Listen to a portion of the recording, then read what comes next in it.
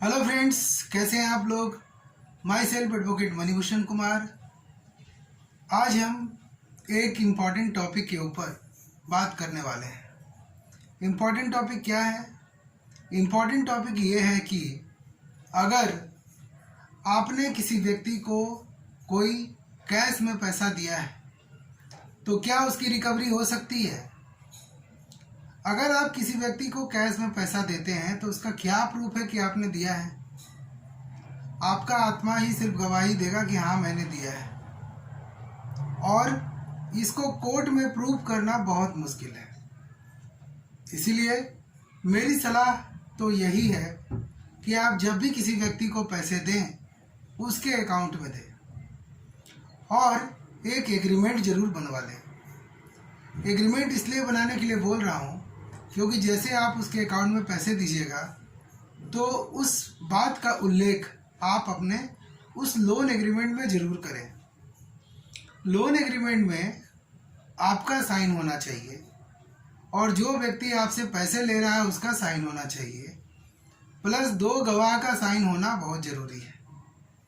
अगर आप उसके अकाउंट में पैसे देते हैं, साथ में लोन एग्रीमेंट बना लेते हैं और साथ में अगर एक चेक ले लेते हैं तो समझ लीजिए कि आपका पैसा जो है वो 100% वापस आ जाएगा। क्योंकि आपके पास जो ग्राउंड है, आपके पास जो प्रूफ है वो बहुत ज़्यादा स्ट्रांग है और कोर्ट में ये तुरंत प्रूव हो जाएगा। ये डॉक्यूमेंट्री एविडेंस में आ जाएगा कि हाँ आप ही ने उस व्यक्ति को पैसे उधार पर दिए थे। ये आपके लोन एग्रीमेंट से साबित हो जाएगा। चूँकि आपने उसके अकाउंट में पैसे दिए हैं इसलिए आपके अकाउंट को जब चेक किया जाएगा तो आपके अकाउंट से उसके अकाउंट में जो पैसे गए हैं वो भी साबित हो जाएगा। उसके बाद उसका सिग्नेचर देखा जाएगा कि उसका सिग्नेचर सही है कि नहीं है। वो व्यक्ति किस लिए पैसे लिया है उस चीज़ के बारे में आपको लोन एग्रीमेंट में ज़रूर लिखना पड़ेगा। अगर आप सिर्फ पैसा देते हैं, सिर्फ उसके बारे में लिखते हैं, तो आपको तो कोई कारण तो देना होगा ना, आपने उसे पैसा क्यों दिया, क्या वो पहले आपको पैसा दिया था वही पैसा आप लौटाए हैं। ये कोर्ट में सबसे बड़ा जीरा का विषय हो जाता है। कोर्ट में जो अपोजिट पार्टी के एडवोकेट हैं, वकील हैं, वो यही बोलते हैं कि हमने ही इसको पैसा दिया था, वही पैसा ये हमको लौटाया है। तो आपके पास वो स्ट्रॉन्ग ग्राउंड होना चाहिए कि आप उस व्यक्ति को क्यों पैसे दे रहे हैं। तो आप उसके विषय में अपने लोन एग्रीमेंट में ज़रूर लिखें कि आप उस व्यक्ति को फ्रेंडली लोन एग्रीमेंट कर रहे हैं उसके साथ और उसको एक फ्रेंडली लोन दे रहे हैं। उसमें इंटरेस्ट का जिक्र आप नहीं करेंगे, क्योंकि जैसे ही आप उसमें इंटरेस्ट का जिक्र करेंगे आपको फिर जो व्यक्ति उधार देता है उसके लिए भी एक लाइसेंस बनता है, वो लाइसेंस आपको दिखाना पड़ेगा। कहने का मेरा मतलब यही कि आप चेक लें, ज़रूर लें, लेकिन चेक के सपोर्टिंग एक स्ट्रॉन्ग एविडेंस यानी कि लोन एग्रीमेंट ज़रूर रेडी कर लें। मान लीजिए वो पैसे आपको लौटाता है, आपको एक चेक दे दिया कि मैं आपको इस चेक के माध्यम से 1 महीने के बाद इतना पैसा लौटा दूंगा जो आपने मुझे दिया था। तो पूरा चेक आप उस व्यक्ति से भरवाएं, यानी कि वो आपका नाम लिखेगा, चेक में जो जो लिखा रहता है सारा चीज़ लिखेगा, अपना सिग्नेचर करेगा और चेक के पीछे भी वो एक साइन करेगा और वो चेक क्यों दे रहा है आपको उसका एक रीज़न भी लिखेगा। चेक के पीछे वो लिखेगा कि मैंने इनसे इतना रुपया लिया था, इसके बदले में मैं इनको दे रहा हूँ। जब ये मामला कोर्ट में जाएगा तो उसका साइन मैच कर जाएगा। तो अगर आपने 1 लाख रुपया किसी को दिया है तो 1 लाख रुपये का आप चेक लेंगे और पूरा चेक उसी व्यक्ति से भरवाएंगे और एक छोटा सा अमाउंट का उसके साथ साथ एक चेक जरूर ले लीजिएगा, जो 10 रुपये का हो सकता है, 20 रुपये का हो सकता है, 30 रुपये का हो सकता है, ये आप जरूर ले लीजिएगा। यानी 1 लाख रुपये का जो चेक ले रहे हो वो तो लीजिएगा ही, साथ में 10, 20, 30 रुपये का चेक और उससे ले लीजिएगा। आप उसको अकाउंट में 10, 20, 30 डाल दीजिएगा, उसके बाद ही चेक लीजिएगा। चेक लेने के बाद आप सबसे पहले छोटे अमाउंट के जो चेक हैं उनको आप बैंक में डालिएगा, उससे साफ साफ पता चल जाएगा। वो जैसे ही बाउंस हो जाएगा या मान लीजिए पैसा उससे रिकवर हो गया तो इसका मतलब ये है कि उस चेक पर जो वो साइन किया है वही साइन इसी चेक पर उसको करना है। तो वो छोटा अमाउंट का चेक इसलिए लेना है ताकि आपको ये पता लग सके कि ये जो सिग्नेचर किया है वो सिग्नेचर सही है या गलत है। तो आपको क्या करना है, लोन एग्रीमेंट बनाना है। आपको क्या करना है, चेक उससे लेना है और चेक पर जितना भी राशि भरेगा वो भरेगा। हिंदी में लिखेगा, इंग्लिश में लिखेगा, वो लिखेगा। चेक वो आपको क्यों दे रहा है, इसका क्या रीज़न है, वो रीज़न चेक के पीछे वो लिखेगा। इसीलिए चेक का लेना जरूरी है। और अगर चेक आप ले रहे हैं तो चेक का नंबर आप लोन एग्रीमेंट में दिला सकते हैं, लिख सकते हैं। वो लिख के देगा कि मैं इतना रुपया का चेक इनको दे रहा हूँ जो इतने दिनों में कैश हो जाएगा, मेरे चेक का नंबर ये है, वो लिख करके देगा। कहने का मतलब ये है कि आपको कुछ बातों का ध्यान रखना होगा। जैसे आप किसी व्यक्ति को लोन देते हैं तो आपको कुछ बातों का ध्यान रखना होगा। किन किन बातों का ध्यान रखना होगा आप देखिए। सबसे पहले पूरी चेक उस व्यक्ति से भरवाएं। उसके बाद अपनी हैंडराइटिंग में चेक बिल्कुल ना भरें। आपको चेक नहीं भरना है, चेक उस व्यक्ति से भरवाना है जिसने आपको चेक दिया है। चेक के पीछे आपको रीजन लिखवा देना है। उसके साथ साथ सपोर्टिंग एविडेंस यानी कि एक लोन एग्रीमेंट आपको बनवाना है। उसके बाद आपको एक छोटा सा चेक भी लेना है।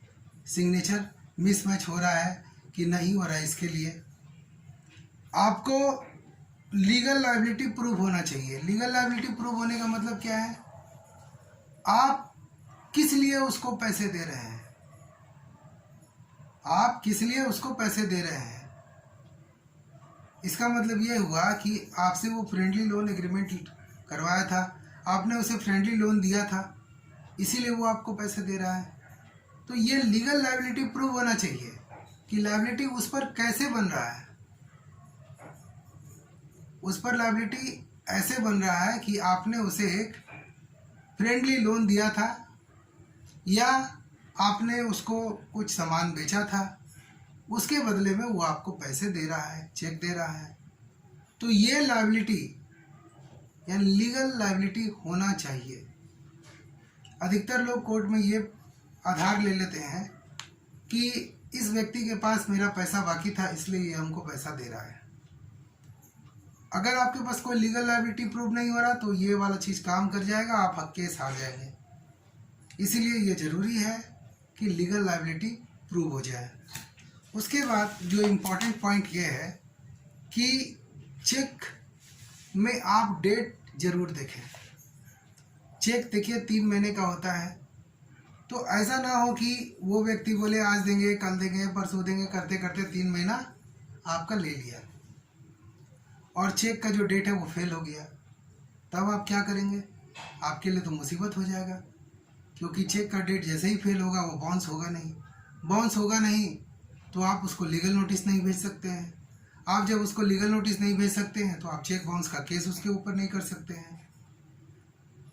तो आप क्या करेंगे, आप 420 का केस करिए। फिर अगर आपके पास लोन एग्रीमेंट है और चेक है तो आप उसके ऊपर 420 का केस कर सकते हैं, 406 का केस कर सकते हैं, या आप मनी सूट भी फाइल कर सकते हैं। अब आपको क्या करना है, क्या सावधानी बरतना है, आपको ये सावधानी बरतना है कि आप उसके सिग्नेचर का टेस्ट कर लें। आप उसका पैन कार्ड लें, पैन कार्ड पे जो साइन है वही साइन आप उससे करवाएं, या बैंक चले जाएं, बैंक में उससे एक छोटा सा अमाउंट का चेक ले लें और उसको डालें और देखिए वो पैसा निकल रहा है कि नहीं निकल रहा है। अगर वो निकल गया मतलब यही सिग्नेचर उससे कराना है। कहने का मतलब है बड़ा अमाउंट का चेक लेते से पहले एक छोटे अमाउंट का उससे चेक जरूर ले लीजिए और उसको उसके बैंक में डालिए और देखिए कहीं सिग्नेचर डिफरेंस तो नहीं हो रहा है। अगर सिग्नेचर डिफरेंस हो रहा है इसका मतलब आप उससे बड़े अमाउंट का चेक मत लीजिए, फंस जाइएगा। और अगर पैसा निकल गया तो उसी सिग्नेचर को देख लीजिएगा कि बड़ा जो चेक दे रहा है, बड़े अमाउंट का जो चेक दे रहा है उस पर वो साइन किया है कि नहीं किया है। बहुत इम्पॉर्टेंट चीज़ है, बहुत क्रिटिकल चीज़ भी है। इसीलिए आप लोन एग्रीमेंट बनाएं। अगर आप उसको सामान देते हैं तो आप उसके व्हाट्सएप में पैसे की डिमांड कर सकते हैं कि मैंने आपको ये सामान बेचा है, इसका पैसा आप कब दीजिएगा। अगर आप उसको लोन एग्रीमेंट के माध्यम से पैसे दे रहे हैं तो लोन एग्रीमेंट का फ़ोटो खींच के उसके व्हाट्सएप पे भेज दीजिए। उससे पूछिए कि ये पैसा कब लौटाइएगा और उससे लिखवा लीजिए व्हाट्सएप पर कितना समय में वो पैसा जो है वो दे देगा। तो ये सारा ट्रिक्स है और ये ट्रिक्स आपको ज़रूर उधार देने से पहले जानने चाहिए। एज एडवोकेट मेरा काम है आपको जागरूक करना। मैं आपको जागरूक कर रहा हूँ। ये जो भी बातें मैं आपको बता रहा हूँ सारा का सारा कोर्ट में प्रैक्टिकल होता है, प्रैक्टिकल होता है। कोर्ट को प्रूफ चाहिए कि आपने पैसे किसके सामने दिए हैं। अब आपकी औकात नहीं है 5 लाख रुपए देने की और आप 20 लाख का चेक दे रहे हैं। कोर्ट तो पागल है नहीं, बेवकूफ़ है नहीं, उसको समझ में आ जाएगा कि आपने बड़ा अमाउंट जानबूझ करके लिखा है। कोर्ट आपसे पूछेगी कि पैसे आपने कहाँ से लाए हैं, किससे मांग के लाए हैं, क्या ज़मीन बेच के लाए हैं, घर बेच के लाए हैं, किसी से लोन लिया है, कैसे लाए हैं। आप इनकम टैक्स रिटर्न दिखाइए, पासबुक दिखाइए, बैंक स्टेटमेंट दिखाइए, कोई एग्रीमेंट किए हैं वो दिखाइए। तो भैया चेक बाउंस के केस में आपको यही याद रखना है कि आप जो भी पैसा देते हैं उसके अकाउंट में दीजिए। एक लोन एग्रीमेंट बना लीजिए, क्या जाएगा, वकील का फीस जाएगा, 1000 रुपये फीस लगेगा, वो दे दीजिए उनको, ताकि आप एक स्ट्रॉन्ग ग्राउंड में चलें, आपका पैसा जो है सुरक्षित रहे। उसके बाद आप उसको व्हाट्सएप में वो लोन एग्रीमेंट भेज दीजिए और उससे ये लिखवा लीजिए कि इतने समय के अंदर वो पैसे दे देगा। उसका भी आप स्क्रीनशॉट लेकर रख सकते हैं। तो ये सारा प्रूफ मैं आपको बता चुका हूँ। आप इसको ज़रूर फॉलो करिएगा, आपको लाभ मिलेगा और आपका पैसा नहीं डूबेगा। और किसी भी तरह की अगर कोई आपको लीगल समस्या है तो आप मेरे व्हाट्सएप नंबर पर मैसेज कर सकते हैं। आप मैसेज मुझे कीजिए। एक लीगल चार्ज, एक लीगल एडवाइस की फ़ीस मैं लेता हूँ, वो 500 से 1000 रुपये भी हो सकता है। आप उसे पेमेंट करें। पेमेंट करने के बाद आप मुझसे डायरेक्ट जुड़ सकते हैं, किसी केस पर डिस्कस कर सकते हैं। आपको मैं अपने नॉलेज के हिसाब से सलाह देने का प्रयास करूँगा, सही सलाह देने का प्रयास करूँगा। और ये आप जान के रखिए कि अगर आप किसी केस में फंस गए हैं तो सबसे पहले तो आप एक लीगल एडवाइस ले लीजिए कि आपको आगे क्या करना है।